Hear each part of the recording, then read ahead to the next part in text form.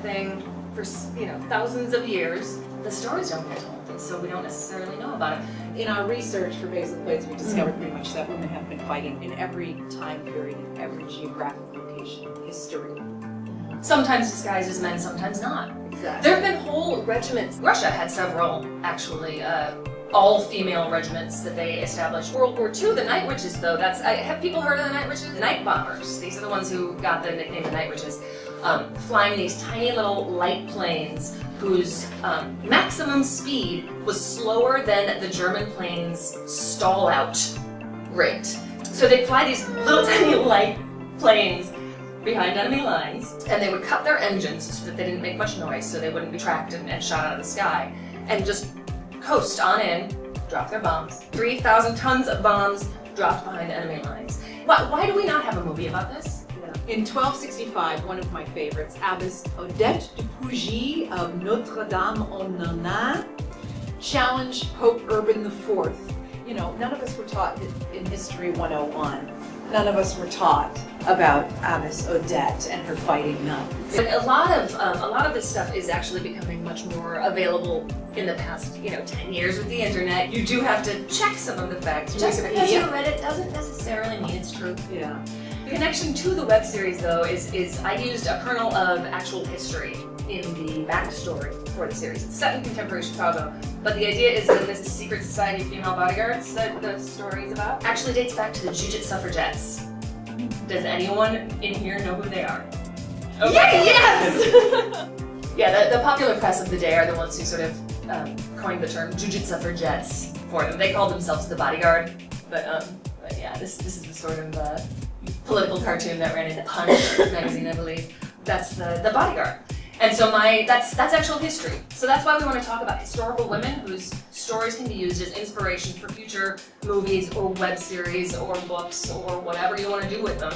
In the mid-1600s lived who would become two of Peru's favorite folk heroines, the Valiant ladies of Potosi. By age 13, they were studying with a sword master, as well as learning how to handle firearms, and plunging into the violent nightlife of the city for adventure and to test their martial skills.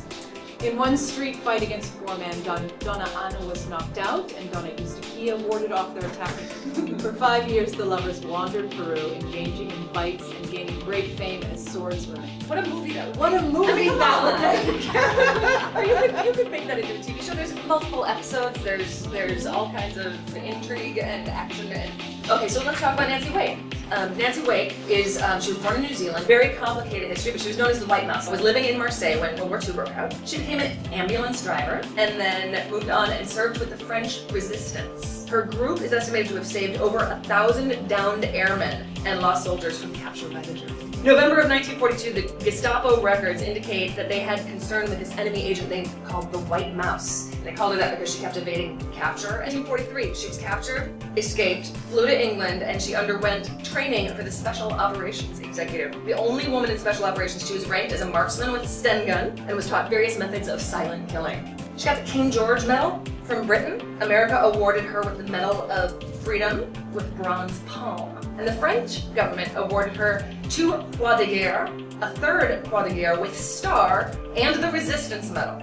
According to a fellow leader in the Resistance, he said, "She is the most feminine woman I know until the fighting starts. Then she is like 5 men." Why does this woman not have a movie? No, she was the inspiration for Charlotte Gray. Ladies, do you want to do Minh Khai? I actually want to talk about Alice Clement. Okay, go. So Alice Clement, 1920s, Chicago, my hometown. She's an actual detective in the 20s. She would use jujitsu on mashers. Thugs. Yeah. Sure, mashers. And she also had a particular specialty of exposing phony clairvoyance. We all know about Houdini and his exploits. Where's Alice Clement? She was awesome. Some women of other ethnicities, Minh Khai, who was Vietnamese. In the early 20th century, the Vietnamese had to defend their homeland against a French invasion, and over 1 million women participated in the fighting. While in prison, she wrote a poem in her own blood on her cell wall, as the story goes. A rosy-cheeked woman, here I am, fighting side by side with you men. On my shoulders weighs the hatred which is common to us. The prison is my school, its inmates my friends. The sword is my child, the gun is my husband. Minh Khai cut out her own tongue rather than divulge any secrets. And soon after, she died in prison. In Vietnam today, she is a folk hero, and women's groups and military units often take her name to honor her.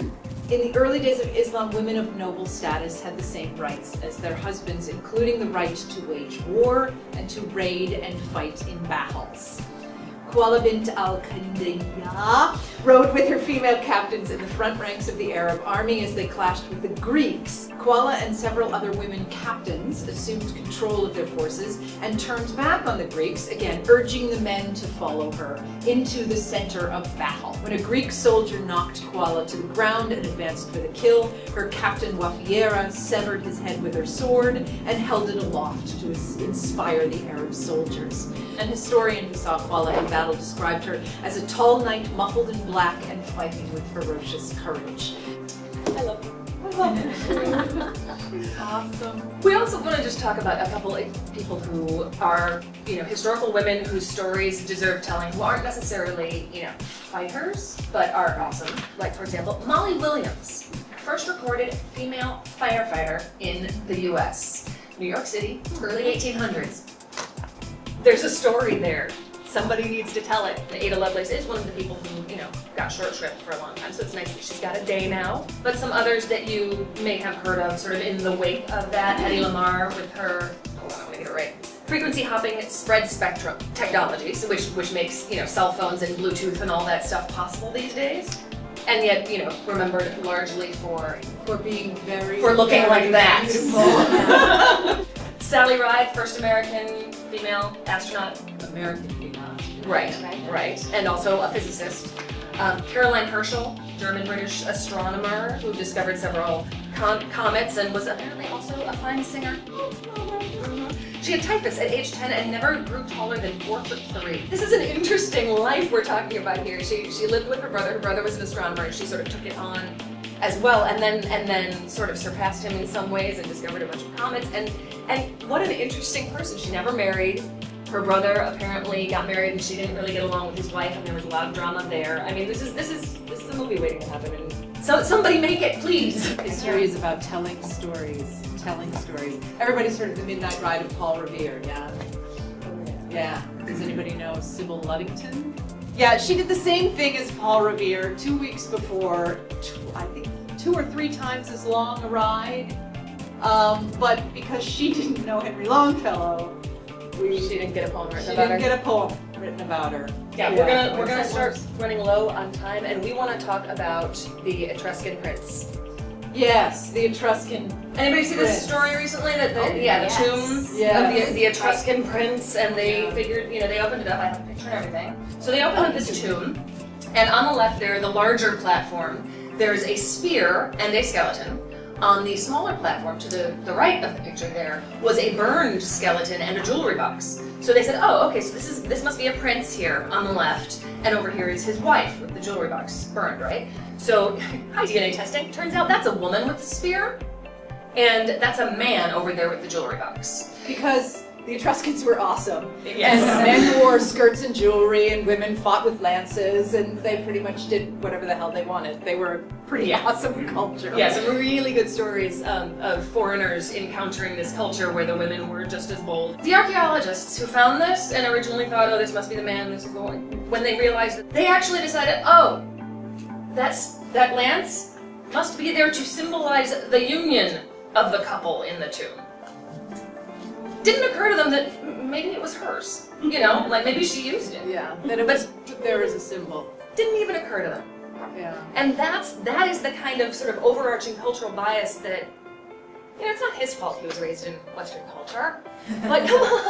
Yeah. Just a little bit of allowance for human beings to be human beings. Yeah, there was across the board. About 5-6 years ago now, there was a similar discovery in Peru of a grave site where it was a skeleton that was definitely someone of high status. There were war clubs and all this great stuff in it. So they were like, oh, this must be the male chieftain of the tribe. And then of course they looked a little bit closer at the skeleton and it's like, oh, that's the pelvis of a woman. So you kind of have to wonder, like, how many burial sites and archaeological discoveries are out there in the world That were misdiagnosed. that were misdiagnosed. Yeah, on first viewing. Yeah. Ooh, I just want to tell you about one more historical woman that is my favorite, that if somebody doesn't write this story soon, I'm gonna have to, and I don't have time right now. Her name is Toupie Louther. And she established the Hackett-Lowther ambulance unit in World War I. It was an all-female ambulance brigade. She was a fencing champion and tennis champion. She was hugely athletic, and she was a singer and a socialite, and she was complicated and erratic. I mean, she's just an astounding character. Because she was a socialite, various other people she knew wrote about her.